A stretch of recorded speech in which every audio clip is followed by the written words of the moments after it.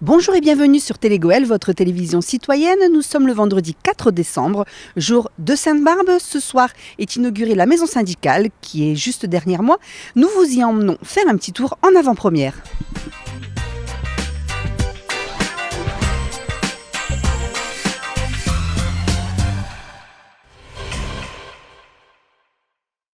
Nelly, bonjour. Vous êtes chargée mission culture à la communauté d'agglomération de Lens-Liévin et responsable de la maison syndicale de Lens. Pouvez-vous nous présenter cet endroit ? Bonjour, oui, donc nous sommes effectivement à la maison syndicale des mineurs. Donc en fait c'est un haut lieu de l'histoire et de l'épopée charbonnière, puisqu'en fait il fait suite à la catastrophe minière dite du 10 mars 1906, la catastrophe de Courrières. Donc en fait les mineurs ont souhaité avoir un haut lieu emblématique afin de montrer qu'ils étaient, puissants. Donc en fait ce site permettait à la fois d'accueillir les mineurs pour régler des questions à la fois juridiques. Ça servait également aussi de lieu pour la publication dite la tribune des mineurs. J'avance très rapidement dans l'histoire. Sachez que ce lieu a fait l'objet d'un classement au titre des monuments historiques et qu'il est depuis 2004 propriété de la communauté d'agglomération de Lens-Liévin. Et tout récemment, c'est pour ça que vous êtes ici aujourd'hui, nous avons entrepris d'importants travaux de réhabilitation soutenus par le conseil départemental, le conseil régional et également les services de l'État.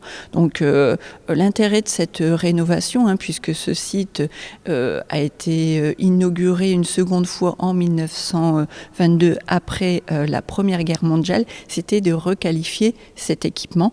D'une part pour faciliter les conditions d'accueil du public, on a créé une borne d'accueil, faciliter également le développement des activités conduites sur le site, puisque vous êtes ici au sein de l'espace Casimir Beugnier qui peut accueillir des expositions temporaires. Vous avez juste à côté une autre salle d'exposition, mais également un atelier jeune public pour la réalisation d'ateliers, notamment par les services communautaires en charge du label Pays d'Art et d'Histoire, mais également une salle de conférence et une grande salle de réunion, et également un espace annexe, ceci permettant d'accueillir des activités à la fois culturelles, mais également sur l'aménagement du territoire, puisque ce site est aujourd'hui un lieu propriété de l'intercommunalité qui héberge plusieurs associations, notamment l'association Mémoire et Culture qui est historiquement présente sur le site, l'association Goéria qui travaille à la rédaction d'ouvrages qui permet de vulgariser, l'histoire locale, et également l'association Euralens qui labellise de nombreux projets concernant l'aménagement de notre territoire. Donc c'est véritablement un équipement qui à la fois lieu historique symboliquement, mais très fortement tourné vers l'avenir et la valorisation de notre territoire.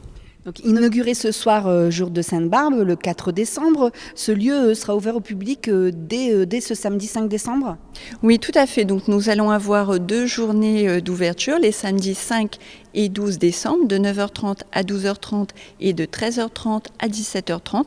Ça permettra au public de redécouvrir ce lieu ou de le découvrir, pour ceux qui ne le connaissent pas encore, et également d'avoir l'occasion de pouvoir appréhender 2 expositions.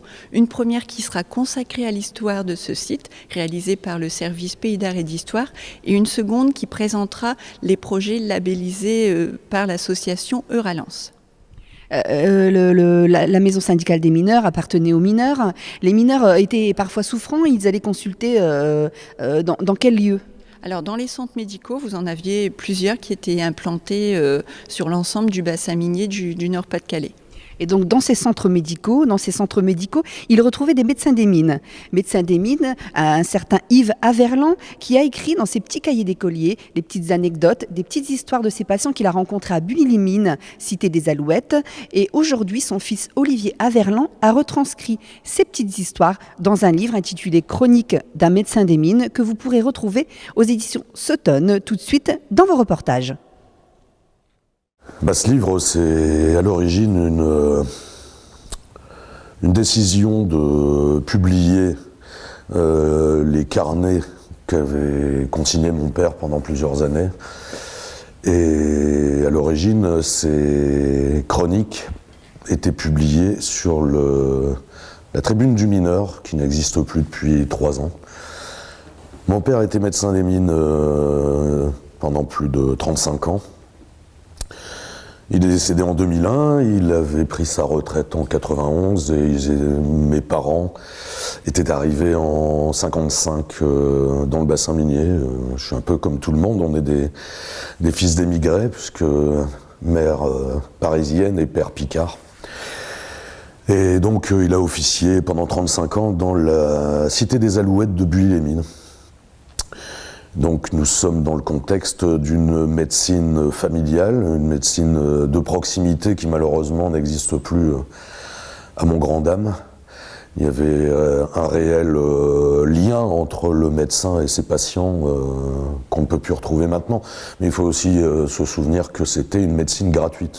Ça faisait partie, je dirais, des acquis que les mineurs avaient pu obtenir dans leurs combats syndicaux notamment. Donc en fait, ça l'arrangeait très bien de n'avoir aucune relation financière avec ses patients. Donc il considérait un peu ses patients comme une famille.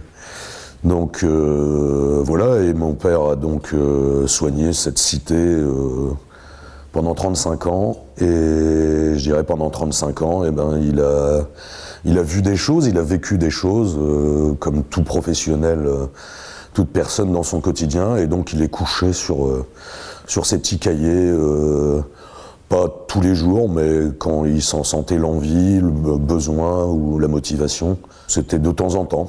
Et donc ça s'est résumé en 8 cahiers qu'on a pu retrouver, on avait fait une douzaine, mais c'est 8 cahiers, donc je les ai ressaisis. Ça n'est pas bienvenu chez les ch'tis, ça n'est pas, je dirais, une vision rose et positive du contexte, de l'époque, de sa patientèle. On rit, on pleure, et il est critique comme il peut être élogieux à leur endroit. Et il avait énormément de respect et d'amour pour ses patients, pour sa cité, pour toutes ces choses-là, mais il n'était pas du genre à vouloir masquer des choses, il les rapportait telles qu'il les ressentait. Donc il y a du positif, il y a du négatif. Il pouvait écrire sur les jardins, sur leurs jardins, sur leur art de vivre, parce que les mineurs avaient une forme d'art de vivre, comme il pouvait, je dirais, leur tomber dessus par rapport à l'alcoolisme chronique qui pouvait régner, mais ça n'était pas propre à sa cité, c'était un problème qui était d'ordre presque sociétal à cette époque-là, dans le cadre de ce territoire. Je pense que ça lui aurait plu. Je pense que ça lui aurait plu de savoir que ses écrits ont été édités, mais ça n'était pas fait dans ce but à l'origine, c'est évident. Je n'ai pas touché à la moindre virgule de ce qu'il a écrit. Dans ce que j'ai saisi, c'est le texte intégral brut de décoffrage. Il y avait vraiment des choses intéressantes à prendre. Donc en fait, ce sont des récits de vie aussi. Des récits de vie, c'est un regard sur la condition des mineurs. Une autre époque, diraient certains, mais je pense que c'est une forme de photographie d'une certaine époque. On est entre le début des années 80 et la fin des années 80. Grosso modo, c'est à peu près la période concernant les écrits de mon père. Moi, ce que je voulais, c'est qu'on puisse trouver un autre regard sur cette région des mines. On ne peut pas en rester à un descriptif angélique. Maintenant, je précise que ça n'est pas un livre négatif. C'est un livre qui est contrasté parce que on passe d'un événement humoristique à un événement plus dramatique. Je prendrai simplement l'exemple d'un jeune patient de 18 ans, je crois, qui vient le voir pour lui demander s'il peut avoir des médicaments pour grandir. Donc mon père s'interroge et il lui demande pourquoi, et il lui demande de prescrire ce genre de médicaments qui n'existent pas malheureusement pour la personne concernée. Et en fait il s'avérait que ce jeune homme voulait rentrer dans la police, et à l'époque il fallait faire 1m70, et comme il mesurait 1m68, 1m69, voilà. Et là on sort du strict cadre des mines. Je pense que ce livre permet de constater qu'un médecin n'est pas le savant qui va apporter immanquablement une réponse à la question de son patient. C'est pour ça que je disais tout à l'heure que les patients viennent d'abord pour être sécurisés en premier lieu. Mais un médecin ne sait pas tout et il peut se planter, il peut rester, je dirais, sans réponse face à une problématique. Ils n'ont pas une baguette magique. Et ça aussi, ce livre-là souligne un peu cet aspect si humain de la chose, quoi.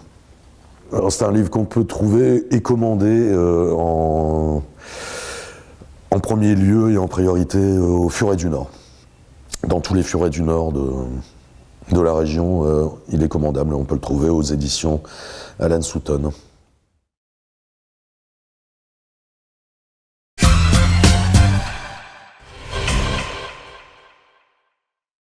Yann Cusset, bonjour. Vous êtes chargé d'animation et de développement à la communauté d'agglomération de Lanciévin pour le Pays d'art et d'histoire. Pays d'art et d'histoire, c'est quoi ? Alors, le Pays d'art et d'histoire, c'est un label qui a été attribué au territoire de Lanciévin en 2008. Et donc, on est chargé de mettre en place un dispositif de sensibilisation à l'architecture, au patrimoine et au cadre de vie. Donc vous êtes ici installé à la maison syndicale, ce week-end qui va être ouvert au public, et vous allez présenter une exposition. Comment s'appelle-t-elle et qu'est-ce qu'elle va présenter ? Alors, elle s'appelle sobrement La Maison Syndicale et elle a pour objectif de retracer l'histoire de cette maison. Donc on va retrouver quoi ? Des photos, des vidéos, on retrouve quoi ? Alors, c'est la base de l'exposition. Hein. C'est une succession de 10 roll-up en kakémono, une structure assez légère qui va pouvoir être présentée de manière permanente sur le site, avec pour ambition de donner à voir aux visiteurs l'histoire de ce lieu, sa signification, sa portée. Donc on va retrouver quoi sur ces photos ?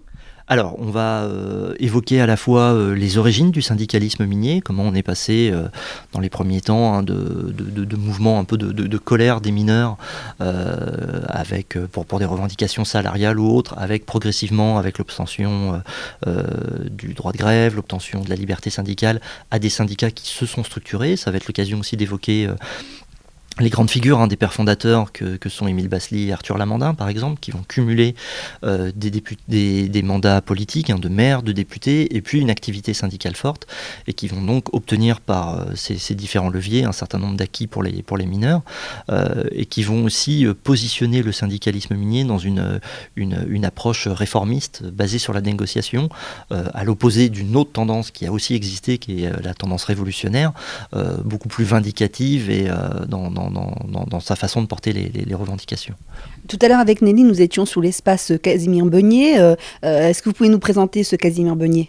Oui, en 2 mots, Casimir Beugnet, c'était donc un membre du syndicat, c'était le trésorier de ce syndicat, et c'est lui qui, au sortir de la catastrophe de 1906, qui a eu un rôle d'accélérateur dans la structuration du syndicat, va réunir les fonds pour la construction de cette maison. Donc il va alpaguer les mineurs sur les fosses pour qu'ils versent leurs cotisations et leurs contributions.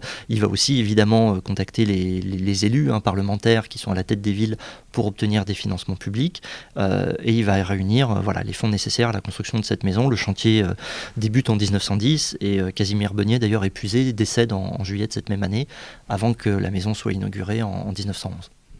Donc Yann Cusset, merci. Tout de suite, nous retrouvons une série de portraits de spécialistes de l'histoire de la maison syndicale, où vous retrouverez certainement l'histoire de Casimir Beugnet. Si les briques pouvaient parler ici, chaque brique a une histoire. Depuis la fondation de cette maison jusqu'aujourd'hui. Ce qu'elle est devenue et ce qu'elle est appelée à devenir. Alors, ce que cette maison syndicale représente pour moi, c'est d'abord l'énergie des luttes, l'énergie de l'information, l'énergie du service juridique rendu aux mineurs et à leurs veuves,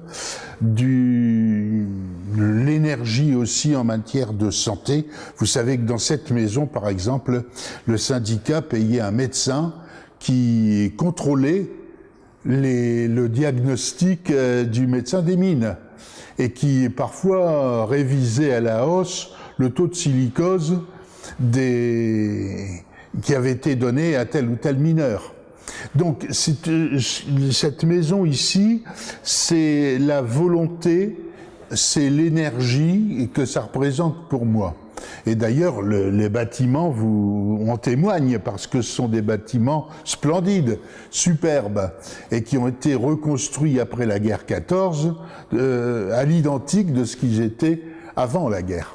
L'âme de cette maison syndicale, c'est-à-dire les mineurs, le syndicat des mineurs, hein, ce qu'ils ont vécu auparavant, leur lutte qu'ils ont apporté quand même pas mal de choses aux retraités, aux veuves, et puis qu'ils ont amené aussi beaucoup de choses à la population.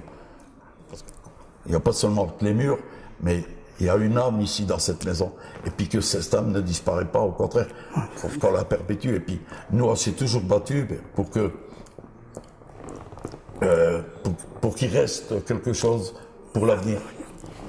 C'est ce que j'allais dire. Ouais, ce qu'on fait, c'est comme que les associations aussi continuent à travailler pour préserver la mémoire des mineurs. Puis leur histoire, des luttes, leur vécu. Oui, Marcel Barrois, c'est un homme qui a joué un très grand rôle, d'abord dans le syndicat des mineurs, dans le syndicat des mineurs. Et puis ensuite, c'est l'homme qui a vu que le bassin minier aurait eu une fin, et qui a entamé la transformation de la maison syndicale en formant d'abord une association qui s'appelait Mai-Juin 41 pour commémorer la grève de 41, pour pas qu'on l'oublie. On a fait plusieurs expositions ici. Ensuite, on a transformé cette association de Mai-Juin 41 en Mémoire et Culture de la région minière. Mémoire et Culture avec un S, au pluriel, puisqu'il y a tellement de culture et tellement de mémoire. Et Marcel Barrois en est l'instigateur. C'est lui qui a fait les plans, qui a démarché pour que l'on devienne cette association, grande association, qui était précurseur ici dans cette région minière. Parce que il faut bien voir que la fin du bassin minier, il y a des gens qui ont une responsabilité. Il y a des gens qui ont précipité les choses ici.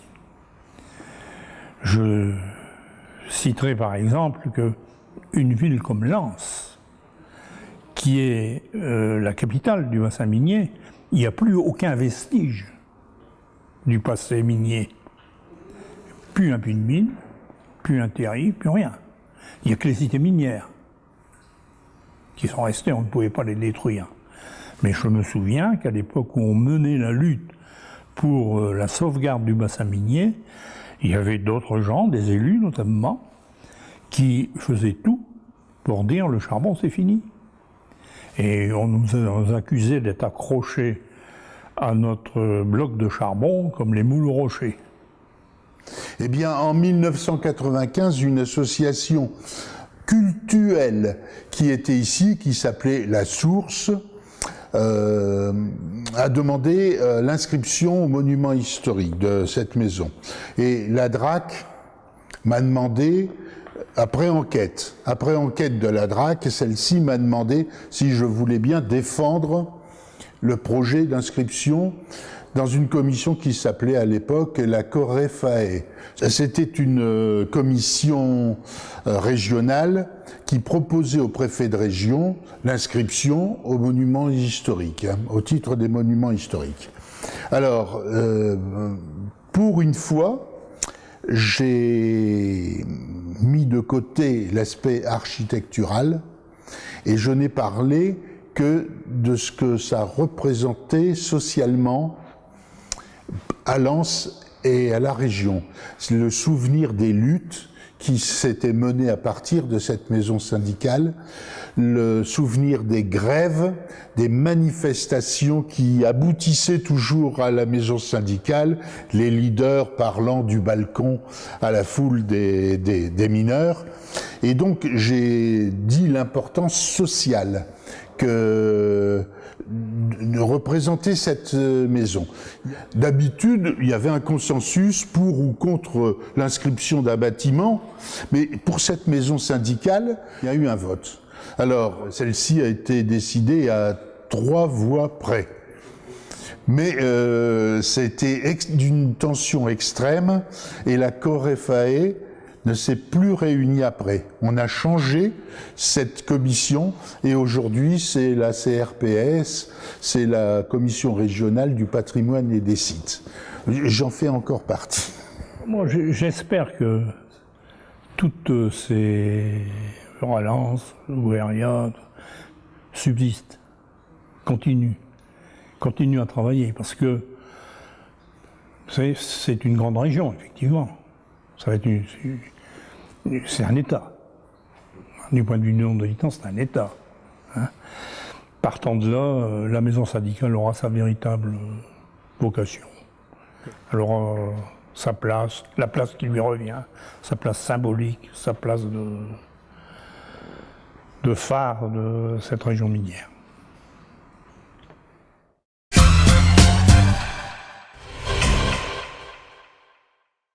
Nous sommes toujours ici à la maison syndicale de Lens, mais à l'étage où nous retrouvons Élodie Sénéchal, chargée de communication à Euralens. Pouvez-vous nous présenter Euralens ? Alors Euralens est une structure d'accompagnement du territoire dans sa transformation. Elle a été créée en 2009, au moment où on a annoncé l'arrivée du Louvre-Lens sur Lens. Donc, pourquoi avoir créé Euralens ? Alors, on a créé Euralens pour accompagner les acteurs de la transformation du territoire et faire en sorte que le Louvre-Lens et d'autres événements tels que l'inscription du bassin minier au Nord-Pas-de-Calais au patrimoine mondial de l'UNESCO puissent constituer des leviers de développement de ce territoire. Donc concrètement, vous faites quoi alors ? Concrètement, on accompagne les acteurs, donc des porteurs de projets, on accompagne des structures partenaires et l'idée c'est que tout le monde puisse profiter de cette dynamique qu'on installe au sein du forum Euralens. Vous les accompagnez de quelle manière ? En leur offrant des subventions, en leur offrant une aide administrative ? Alors, on les accompagne essentiellement dans l'ingénierie de montage de projets. On les accompagne également sur la communication. On bénéficie notamment d'un site internet où toute l'actualité du territoire et des projets labellisés Euralens est relayée. Et également sur les événements qui marquent le territoire ponctuellement. On va par exemple parler de l'inauguration de la maison syndicale. Donc le Euralens va un peu se transformer dans les mois qui viennent parce qu'on parle du pôle métropolitain avec Artois-Com et la communauté d'agglomération d'Hénin-Carvin. Est-ce que vous pouvez nous en parler ? Oui, alors justement dans cet accompagnement, on a été missionné par les présidents de communautés d'agglomération de Lens-Liévin, Hénin-Carvin et Béthune-Bruay pour les aider à monter en compétence sur cette structuration du territoire et sur la création d'un pôle métropolitain de l'Artois. Donc le siège social de cette structure, qui est un syndicat mixte ouvert, est ici en ce lieu, donc sur la maison syndicale. Donc c'est ici que vont se décider les grandes orientations stratégiques pour le territoire du pôle métropolitain. Donc inauguration de la maison syndicale, je rappelle, ce vendredi soir, et samedi ouverture au public, et Euralens va présenter une exposition. Oui, Euralens présente une exposition sur ce grand territoire, comment il se structure, sur les acteurs qui font partie de la dynamique Euralens, sur le label Euralens, donc qu'est-ce que le label, qu'est-ce qu'il apporte aux porteurs de projets, et aussi sur la communication en général.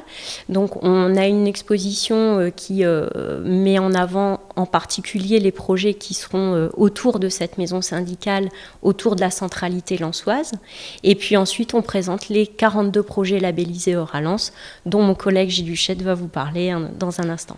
Élodie, je vous remercie pour ces explications sur Euralens. Tout de suite, je rejoins votre collègue Gilles Huchette du label Euralens qui va nous expliquer l'exposition qui va se dérouler à la maison syndicale. Gilles Huchette, bonjour. Vous êtes donc chargé du label Euralance et ce week-end ouvert au public, il va y avoir une exposition dans la maison syndicale. Pouvez-vous nous la présenter ? Bonjour, donc en effet, il va y avoir une exposition qui présentera les projets du label Euralance. Donc depuis 2011, Euralance a lancé un appel à candidature pour que tous les projets de ce territoire, portés par des acteurs du territoire, puissent être reconnus pour leur excellence ou accompagnés pour atteindre un niveau d'excellence. Donc à l'occasion de l'inauguration de la maison syndicale, on a préparé une exposition avec les 42 projets qui ont reçu le label Euralance depuis 2012. Et donc ces 42 projets seront présentés sur leurs différents sujets. On a des projets d'aménagement, des projets d'urbanisme, de construction, des projets d'événements culturels, d'équipements culturels, donc c'est très varié. Ça permettra de mettre en valeur un peu cette dynamique de transformation du territoire. Donc qu'est-ce qu'on retrouve comme projet ? Alors, on retrouve des projets des 3 communautés d'agglomération sur lesquelles travaille Euralance, donc des projets de Lens-Liévin. Par exemple, à Lens-Liévin, on retrouve les projets comme l'Anneau de la Mémoire à Lorette, ou l'écoquartier de Méricourt et son espace culturel. Sur Hénin-Carvin, on retrouve des projets d'agglomération, des projets emblématiques, comme le projet urbain de Sainte-Henriette, le parc des îles, qui se situe donc à Hénin-Beaumont, Rocourt-Rouvroy. Et sur Artois-Com, donc Béthune-Bruay, on retrouve d'autres projets comme la Cité des électriciens à Bruay-la-Bussière, ou encore des actions de développement touristique qu'a entrepris l'Office du tourisme de Béthune-Bruay sur, par exemple, le développement du tourisme fluvial. Qu'est-ce qu'apporte exactement le label Euralance à ces projets ? Alors, le label Euralance, c'est d'abord identifier des projets d'excellence sur ce territoire. Il y a des projets d'excellence qui cherchent à atteindre un rayonnement métropolitain et à mettre en œuvre une méthode de projet de grande qualité. Donc ça, ces projets, on leur apporte une reconnaissance de leur qualité et on les met en valeur, donc dans des publications, dans nos sites internet et dans toutes les médiations qu'on fait, puisqu'on accueille ici à Euralance des délégations régionales, nationales, internationales, à qui on présente la démarche de transformation du territoire. Et ces projets sont des illustrations concrètes. Donc c'est d'abord de la mise en valeur. Mais pour les projets qui le nécessitent, on apporte un complément en ingénierie, c'est-à-dire du savoir-faire, des idées, de la méthode. Donc on est aux côtés des porteurs de projets, ça peut être des villes, des associations, des bailleurs sociaux ou des communautés d'agglomération. Et depuis peu, maintenant, on a même des individuels ou des entreprises. On leur apporte un certain nombre de conseils ou de recommandations pour que les projets puissent s'inscrire dans une démarche métropolitaine et atteindre un plus haut niveau d'ambition.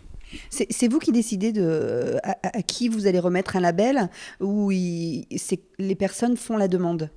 Alors, le label est un dispositif ouvert et donc tous les adhérents d'Euralance, aujourd'hui on en compte plus de 85, peuvent faire acte de candidature. Ensuite, le dispositif d'instruction du label fonctionne en associant tous les acteurs de ce territoire. Donc ce n'est surtout pas Euralance en tant que tel qui décide ou non de l'attribution du label, mais on réunit un dispositif, une équipe qui représente les territoires, et ensemble, on se penche sur les projets, on regarde quelles sont leurs ambitions, quelles sont les possibilités de les financer, quelles sont les opportunités de mise en réseau qu'on pourrait faire. Et donc à cette réflexion sont associées des équipes du Conseil régional du Nord-Pas-de-Calais, du Conseil départemental du Pas-de-Calais, de la Chambre de commerce et d'industrie, la mission bassin minier, et tout un tas de structures du territoire qui donc se penchent sur les projets et formulent un avis.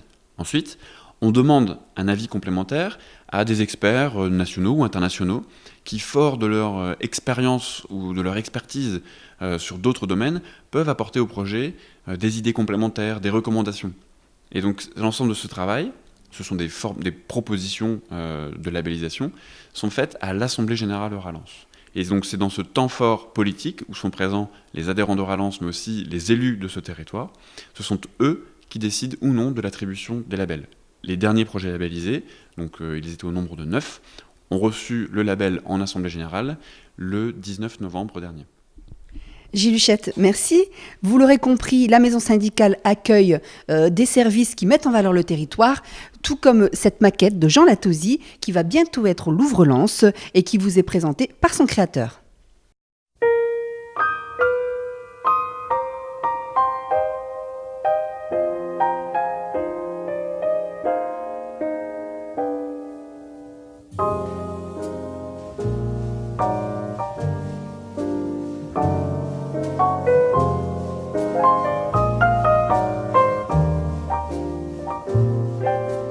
En 1952, j'ai commencé à la Fosse Neuve de Lens comme électromécanicien. La fosse 9 est arrêtée en 1960. En 58, j'ai changé de fosse parce que j'ai fait l'école des cadres qu'on appelait. Et puis après, pendant 2 ans, j'ai fait des stages dans différentes fosses pour me retrouver ensuite à la fosse 4 de Lens. Ben, vous savez, quand on a passé plus de 34 ans au fond de la mine, on est marqué. On est marqué, et c'est certainement... C'est un métier, on a besoin de faire voir comment ça se passait. Alors, à la retraite, avant d'être retraité, ben, je travaillais, j'avais mon boulot, hein, à la fosse bien sûr, le jardin. Je faisais pas mal de vélo à ce moment-là. Et à la retraite, je me suis dit, ben, je vais faire du vélo. Et ça n'a pas été ça du tout. Il y a un besoin qui s'est créé, il y a la coupure entre le travail et la retraite. Donc c'est certainement un prolongement de... Comme je dis de temps en temps, je dis bah, je suis encore en activité, quoi. Je continue d'être toujours en activité. Et donc ça permet de transmettre des savoirs qui malheureusement qui vont disparaître. Et moi je crois que j'ai un besoin de création. J'ai besoin de créer, de faire quelque chose de mes mains, surtout de créer. C'est-à-dire que pratiquement, il n'y a pas grand-chose d'acheter dans toutes les réalisations que je fais jusque maintenant, ne serait-ce que quand on voit un wagon, et ben là-dessus, il n'y a que les essieux, les roues qui sont achetées, mais par contre, après, bon, bien sûr, il y a le métal qui est acheté, mais c'est toute la confection personnelle, il faut tout fabriquer. Et ça, c'est vrai pour les bâtiments et pour tout. Donc c'est un besoin de création, je crois. Oui, voilà. Alors, vous dites maquette, je dis plutôt reproduction, parce que reproduction, pour moi, c'est quelque chose qui reproduit à très près, et même l'ambiance. Donc, ça se situe dans les années 1936, et là, on voit sur le long de la rue Paul-Bert, il y a la photo, et sur la reproduction, il y a tout un personnage que j'ai dû travailler, je ne sais pas si on le verra, parce que c'est difficile à filmer tout. J'ai dû lui faire une casquette et j'ai dû mettre la musette et puis voilà. Donc c'est toute une symbolique et puis une belle démarche pour représenter mon père qui a travaillé également cette fosse.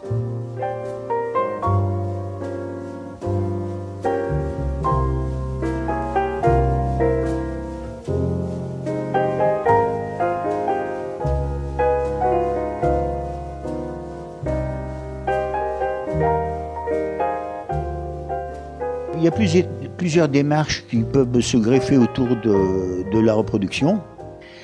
D'abord, il y a reparler de la fosse 9, hein, puisque le Louvre est installé sur l'ancien carreau de la fosse 9. Et on a tendance à dire simplement site minier. J'aimerais bien qu'on dise plus souvent l'ancien carreau de la fosse 9. C'est pour essayer de faire passer le message, reparlons de la fosse 9, reparlons des gens du Neuf, reparlons du bassin minier.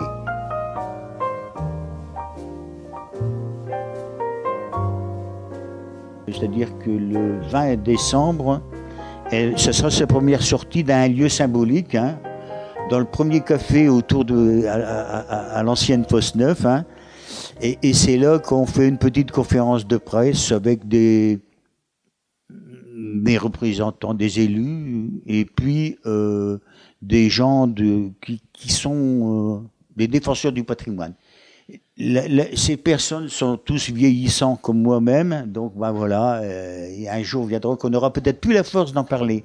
Et je crois que c'est un moment opportun, et surtout avec l'arrivée du Louvre. Je pense qu'il y a une dynamique à créer autour de ça, remettre au goût du jour le bassin minier.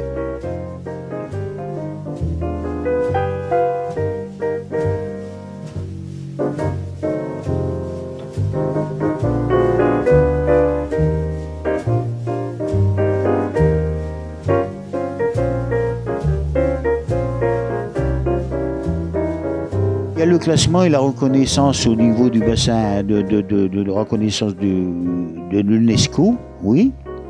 Ça a été un très long travail qui a été mené par une équipe qui s'est donné beaucoup de mal. La reconnaissance est là. Maintenant, à nous, acteurs locaux, de faire voir qu'est-ce qu'on sait faire et comment on veut parler du bassin minier.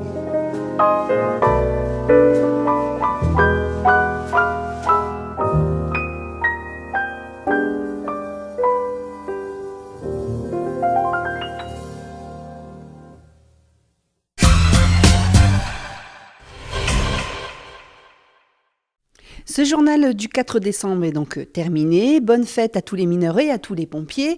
Tout de suite, vos émissions préférées. Et n'oubliez pas, ce week-end, donc visite de la maison syndicale samedi. Et tout ce week-end aussi, au Louvre-Lens, pour le 3e anniversaire de l'inauguration du Louvre-Lens, retrouvez de nombreuses animations gratuites tout le week-end, samedi et dimanche. Bon week-end à tous et à la semaine prochaine.